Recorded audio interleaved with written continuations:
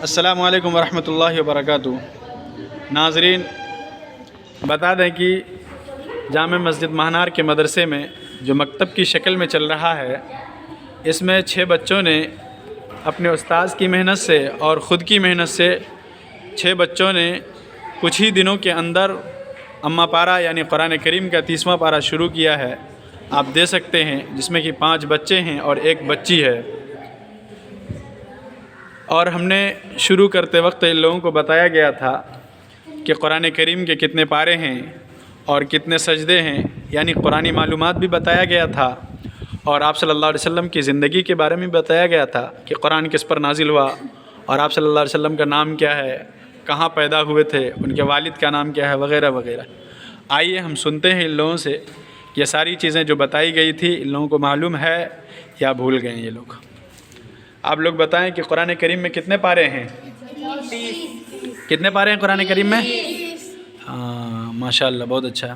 قرآن کریم میں کتنی سورتیں ہیں؟ 114۔ کتنی سورتیں ہیں؟ 114۔ ماشاءاللہ۔ قرآن کریم میں کتنی منزل ہے؟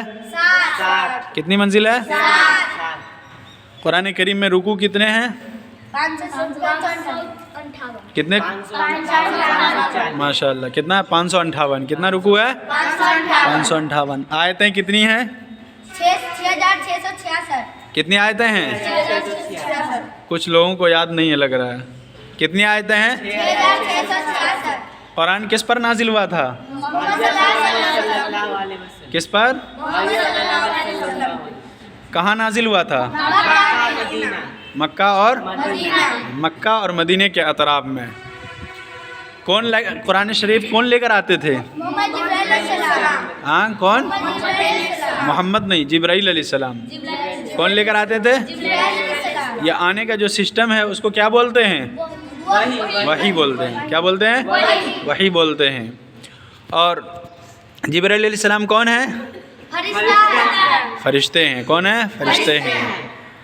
اور کہاں سے لے کے آتے تھے؟ اللہ کے پاس سے۔ کس کے پاس لے کر آتے تھے؟ محمد صلی اللہ علیہ وسلم۔ پورا قرآن کتنے سالوں میں نازل ہوا؟ 23 سال۔ کتنے سالوں میں؟ 23 سال میں۔ آپ لوگوں کو بتایا گیا تھا کہ قرآن کریم پڑھنے سے پہلے اگر ہم ناپاک رہیں گے تو کیا کریں گے؟ غسل کریں گے۔ کیا کریں گے؟ غسل کریں گے۔ کیا آپ بتا سکتے ہیں غسل میں کتنے فرائض ہیں؟ 3 فرائض۔ کتنے فرائض ہیں غسل میں؟ کیا کیا ہے؟ منہ میں کلی کرنا، ہاں، اور ہڈی